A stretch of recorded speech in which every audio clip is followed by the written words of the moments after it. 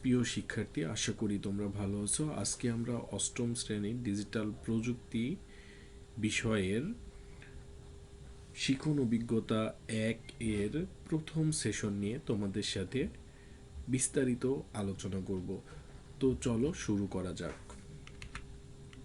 শিখন অভিজ্ঞতা 1। শিখন অভিজ্ঞতা 1-এ আমাদের যেই টপিকসটি রয়েছে সেটি হচ্ছে তথ্য যাচাই অভিযান। তো এখানে দেখো, তথ্য যাচাই অভিযানের কথা বলা হচ্ছে। তো আমাদের প্রথমেই জানতে হবে তথ্য কি। তথ্য কি দেখো, বলছে যে উপাত্ত বা ডাটাকে বিশ্লেষণ করলে আমরা যা পাই তাই তথ্য। যে কোনো একটা উপাত্তকে আমরা যদি বিশ্লেষণ করি, তার থেকে আমরা যা পাই সেটাকে কি বলা হয়? তথ্য বলা হয়। যদি আমি একটু তোমাদেরকে উদাহরণস্বরূপ বলি যে আমরা একটা নামকে উপাত্ত হিসেবে নিতে পারি। যেমন একটা নাম নিলাম রহিম। তো রহিম নাম, আমরা শুধু নামটাই জানতে পারছি, কিন্তু রহিম সম্পর্কে কোনো কিছুই আর জানতে পারছি না। যদি রহিমকে বিশ্লেষণ করি, দেখো তখন আমরা কি পাবো? তথ্য পাবো। যদি বলি রহিম ভালো ছেলে, তো এই যে এখানে যে বললাম রহিম ভালো ছেলে, তাহলে একটা কি পাচ্ছি? আমরা রহিম সম্পর্কে তথ্য পাচ্ছি। তাহলে কোনো উপাত্তকে বিশ্লেষণ করলেই আমরা কি পাই? তথ্য পাই। তো সেশন 1 হচ্ছে ভুল তথ্যের রকম ফের। সেশন 1-এর নাম হচ্ছে ভুল তথ্যের রকম ফের। তো দেখো, আমরা এখানে ইমেজ একটা দেখছি। ইমেজে কি কি লেখা আছে?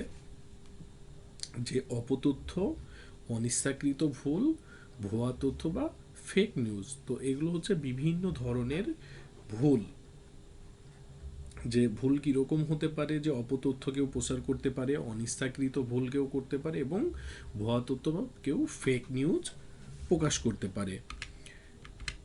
তো দেখো, আমরা 3টা পরিস্থিতি পড়ব। তো প্রথম পরিস্থিতিতে বলা হচ্ছে, আমাদের পাঠ্য বইয়ে আছে, বলছে যে একটি সংবাদ প্রতিবেদনের শিরোনামে সংবাদ ছাপানো হয়েছে, একটি প্রতিষ্ঠানের সভাপতি নির্বাচিত হয়েছেন ক নামক একজন ব্যক্তি। সেই সংবাদের নিচে একজনের ছবি ছাপানো হয়েছে, যেটি ক নামক ব্যক্তির ছবি না। এটি একটি ভুল তথ্য, কিন্তু সংবাদ কর্তৃপক্ষ ইচ্ছে করে এই ভুলটি করেনি। এটিকে অনিচ্ছাকৃত ভুল তথ্য বা মিস ইনফরমেশন বলা হয়। আমরা একটা নতুন ওয়ার্ডের সাথে দেখো পরিচিতি হচ্ছে, মিস ইনফরমেশন অর্থ হচ্ছে ভুল তথ্য। তো এখানে একজন নির্বাচিত হয়েছেন, তার নাম ছিল হচ্ছে ক, বাট পত্রিকাতে যখন ছবি ছাপানো হয়েছে, সেটা হচ্ছে ক নামক ব্যক্তির ছবির জায়গায় অন্য একটা ছবি প্রকাশ করা হয়েছে। তো এটা কর্তৃপক্ষের কি ছিল না, মানে ইচ্ছে ছিল না, ইচ্ছের বাইরে এটা হয়ে গেছে, তাই এটাকে বলা হচ্ছে অনিচ্ছাকৃত ভুল বা মিস ইনফরমেশন। চলো পরিস্থিতি 2টা আমরা দেখি। পরিস্থিতি 2-এ বলছে, দেখো একটি ভিডিও প্রতিবেদনে দেখা যাচ্ছে একটি রেস্টুরেন্টে নিরাপদ খাদ্য অভিযান ম্যাল ইনফরমেশন পরিচালিত হচ্ছে। প্রতিবেদন যিনি বর্ণনা করছেন তিনি বলছেন এই রেস্টুরেন্টের নাম গ, এখানে মেয়াদোত্তীর্ণ মশলা দিয়ে খাবার বানানো হয়। প্রকৃতপক্ষে যে রেস্টুরেন্ট ভেজাল খাবার তৈরি করছে সেই রেস্টুরেন্টের নাম হচ্ছে ঘ। গ রেস্টুরেন্টের ক্ষতি করার জন্য একজন ব্যক্তি বা প্রতিষ্ঠান ঘ রেস্টুরেন্টের উপরে ওই ভিডিও প্রতিবেদনটি ডাউনলোড করে শব্দ পরিবর্তন করে গ রেস্টুরেন্টের নাম ব্যবহার করে ইন্টারনেটে আপলোড দিয়েছে। এ ধরনের ইচ্ছাকৃত প্রচারিত ভুল সংবাদকে ভুল তথ্য বা ফেক নিউজ বা ডিস ইনফরমেশন বলা হয়। তো আমরা এখানে ঘটনাটা দেখো একটু আমি বলি, যে একটা রেস্টুরেন্টে নিরাপদ খাদ্য অভিযান পরিচালিত হয়েছে। তো একটা প্রতিবেদন তৈরি করছেন। তো এই প্রতিবেদনে বলছে যে রেস্টুরেন্টের নাম গ, এখানে মেয়াদ উত্তীর্ণ মশলা দিয়ে খাবার বানানো হয়। কিন্তু প্রকৃতপক্ষে যেই রেস্টুরেন্টের ভেজাল খাবার তৈরি করছে সেই রেস্টুরেন্ট নামটা কি? ঘ। কিন্তু দেখো ভিডিওতে বলছে গ। তো গ রেস্টুরেন্টের ক্ষতি করার জন্য একজন ব্যক্তি বা প্রতিষ্ঠান কি করছে? ঘ রেস্টুরেন্টের উপর তৈরিকৃত ভিডিও প্রতিবেদন ডাউনলোড করে ভয়েস পরিবর্তন করছে, করে ওই গড় জায়গায় কি করছে দেখো, ঘর জায়গায় গড় স্টুডেন্টের নাম ব্যবহার করে ইন্টারনেটে তথ্য আপলোড করছে। তো এটাকে বলা হচ্ছে তোমার ইচ্ছাকৃত ভুল বা ফেক নিউজ বা ডিসইনফরমেশন।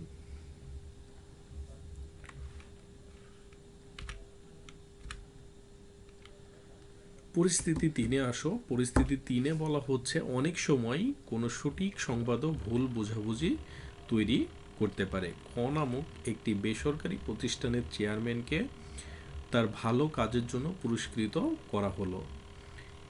এই সময় পরিকল্পিত অপরাধের তদন্ত চলছে ক প্রতিষ্ঠানের চেয়ারম্যানের বিরুদ্ধে। শিরোনামের পূর্বে একটি খবর ব্যাপকভাবে প্রচার করা শুরু করলো বিভিন্ন সোশ্যাল মিডিয়া থেকে। সংবাদটি সঠিক, কিন্তু ওই সময়ে ওই প্রতিষ্ঠানের চেয়ারম্যান ছিলেন অন্য আরেকজন ব্যক্তি, কিন্তু অনেকে ভাবলেন এই পুরস্কার প্রাপ্ত চেয়ারম্যানই অপরাধ করেছে। অর্থাৎ সঠিক সংবাদটি একজন ব্যক্তি বা প্রতিষ্ঠানের জন্য ক্ষতির কারণ হয়ে দাঁড়ালো। ব্যক্তি, দল, প্রতিষ্ঠান বা রাষ্ট্রের ক্ষতি করার উদ্দেশ্যে সঠিক সংবাদকে ভিন্ন পরিস্থিতিতে ব্যবহার করলে একে অপতথ্য বা ম্যাল ইনফরমেশন বলা হয়। পরিস্থিতি তিনে কি হয়েছে দেখো, যে ক নামক একটি বেসরকারি প্রতিষ্ঠান চেয়ারম্যানকে তার ভালো কাজের জন্য পুরস্কৃত করা হলো, কিন্তু ওই সময়তে ওই প্রতিষ্ঠানে কি চলছিল, একটা পরিকল্পিত অপরাধের তদন্ত চলছিল। তো সংবাদটি সঠিক, কিন্তু ওই সময়ে ওই প্রতিষ্ঠানের চেয়ারম্যান ছিলেন অন্য আরেকজন কি ব্যক্তি, কিন্তু অনেকে ভাবলেন এই পুরস্কারপ্রাপ্ত চেয়ারম্যানই অপরাধটা করছে। মানে আগে একজন অপরাধ করে গেছে, সেটা কি ছিল, সঠিক নিউজ ছিল, বাট এটা কিন্তু আগের চেয়ারম্যান কি করছে, অপরাধটা করে গেছে। তো এ ধরনের যে এটার উদ্দেশ্যই থাকে হচ্ছে কোনো ব্যক্তি, দল, প্রতিষ্ঠান বা রাষ্ট্রের ক্ষতি করা, আর এই ধরনের পরিস্থিতিকে বলা হচ্ছে অপতথ্য বা ইনফরমেশন।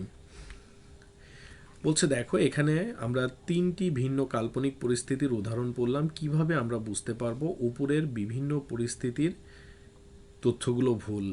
নিচে আমাদের ধারণাগুলি লিখি। তো দেখো, আমরা নিচে লিখব যে আমি যেভাবে সঠিক তথ্য যাচাই করতে পারতাম তার একটি উদাহরণ দেওয়া হলো পরিস্থিতি একের জন্য, যে একই সংবাদ অন্য একটি সংবাদ মাধ্যমে কিভাবে প্রচার হয়েছে তা যাচাই করার জন্য অন্য দুটি সংবাদ মাধ্যম কি করতে পারতাম, যাচাই করতে পারতাম। তাহলে ছবিটি যে ভুল তা আমি বুঝতে পারতাম। সংবাদটির শিরোনাম বা শিরোনামের কিওয়ার্ড দিয়ে ইন্টারনেটে সার্চ করলে আরও কয়েকটি সংবাদ মাধ্যমে একই খবর চলে আসবে। ধরো একটা খবরে আমাদের কি হয়েছে, ভুল তথ্য আসছে, তো আমরা কি ওই দিনের আরেকটা পত্রিকা যদি দেখি তাহলেই কি বুঝতে পারবো যে ওইটা ভুল নিউজ ছিল না সঠিক নিউজ ছিল। আবার অনলাইনে সার্চ করেও আমরা ওই বিষয়টা সম্পর্কে জানতে পারি। তো পরিস্থিতি দুই, আমি যেভাবে সঠিক তথ্য যাচাই করতে পারতাম। তো কি করতাম দেখো, বাংলাদেশ নিরাপদ খাদ্য কর্তৃপক্ষের হটলাইন নাম্বার 333-তে ফোন করে বিষয়টা জানতে পারতাম, অনলাইন থেকে সার্চ করে জানতে পারতাম, এবং কি সশরীরে উপস্থিত হয়ে জানা যাইতে পারত। পরিস্থিতি তিনে আমি যেভাবে সঠিক তথ্য যাচাই করতে পারতাম, দেখো বলছে অনলাইন থেকে সার্চ করে জানতে পারতাম, সশরীরে উপস্থিত হয়ে জানা যাইতে পারত। বলছে সাইবার অপরাধ ইউনিটকে আমরা জানাতে পারি, যারা হচ্ছে আমাদের ক্ষতি করার জন্য কোনো তথ্য প্রকাশ করে সেটাকে আমরা নির্মূল করার জন্য সাইবার অপরাধ ইউনিটকে বিষয়টা জানাতে পারি। এবং এ ধরনের পরিস্থিতিতে জাতীয় জরুরি কল সেন্টার 999-কেও বিষয়টি আমরা জানিয়ে রাখতে পারি। তো দেখো, তিনটা ভিন্ন পরিস্থিতিতে আমরা কিভাবে সঠিক তথ্য যাচাই করব সে সম্পর্কে জানতে পারলাম। তো দেখো, এখন আসতে আমাদের আরেকটা টপিক, যে যাচাই করার লক্ষ্যে তথ্য সংগ্রহ। আমরা যে একটা তথ্য যাচাই করব সেজন্য কি করতে হবে, আমাদের আগে তথ্য সংগ্রহ করতে হবে। তো সেটা আমরা কি উপায়ে করতে পারি চলো একটু দেখি। বলছে কিছু তথ্য যাচাই করার মাধ্যমে তথ্য যাচাইয়ের প্রক্রিয়া জানবো, কিন্তু তার জন্য আমাদের প্রথমে ঠিক করতে হবে আমরা কি তথ্য যাচাই করব। আমাদের পরিচিত জনের কাছ থেকে জানতে চাইব, কোন কোন তথ্য আমাদের যাচাই করা প্রয়োজন। এজন্য কি করতে পারি আমরা, একটা এই যে তথ্য যাচাই করার জন্য যে তথ্য সংগ্রহ করব তার জন্য আমরা কি ইউজ করব, একটা গুগল ফর্ম ইউজ করব, যেটা আমরা সপ্তম শ্রেণীতে তৈরি করা শিখে আসছি। তো আমি এখানে একটু তোমাদেরকে হেল্প করব। ফর্ম তৈরি করার নিয়ম ডেসক্রিপশন লিঙ্কে দেওয়া থাকবে, তোমরা ওখান থেকে একটু দেখে নিবা যে ফর্মটা আমরা কিভাবে তৈরি করতে পারি। তো এখানে আমি ছোট্ট করে তোমাদের একটা ভিজুয়াল একটা দেখাচ্ছি যে ড্রাইভে আমরা কিভাবে একটা গুগল ফর্ম তৈরি করব। তো দেখো এই যে গুগল ড্রাইভে আমরা যে কি করব, নিউতে ক্লিক করব। নিউতে ক্লিক করার পরে আমরা কি কোথায় আসব, এই যে নিউ থেকে স্টেপ বা ধাপ 2তে আমরা যাব। দেখো গুগল ফর্মসে ক্লিক করব। তো ওখানে ক্লিক করার পরে আমরা একটা কি পাবো, একটা ফর্ম পাবো। সেই ফর্মে আমরা কি ধরনের তথ্য চাচ্ছি সেই তথ্যর এখানে নাম দিয়ে দিব। নাম দেওয়ার পরে কি করব, এখানে যদি আমরা মাল্টিপল চুজের কোনো অপশন রাখতে চাই সেটাও এখানে অ্যাড করে দিব। দেন ফাইনালি একটা সাবমিট বাটন আমরা কি করব, বা সেন্ড বাটন একটা ক্রিয়েট করে দেব। তো এভাবে আমরা গুগল ফর্মটা ক্রিয়েট করতে পারি। তো এই বিষয়ে বিস্তারিত আমি একটা লিঙ্ক দিয়ে দিব তোমাদেরকে ভিডিও শেষে ডেসক্রিপশনে, তোমরা ওখান থেকে দেখে নিও। তো আসলে গুগল ফর্মের কাজটা কি, মূলত আমরা দেখি গুগল ফর্মগুলি এমন একটি সরঞ্জাম যা ব্যবহারকারীর কাছ থেকে ব্যক্তিগতকৃত জরিপ বা কুইজের মাধ্যমে তথ্য সংগ্রহ করার অনুমতি দেয়।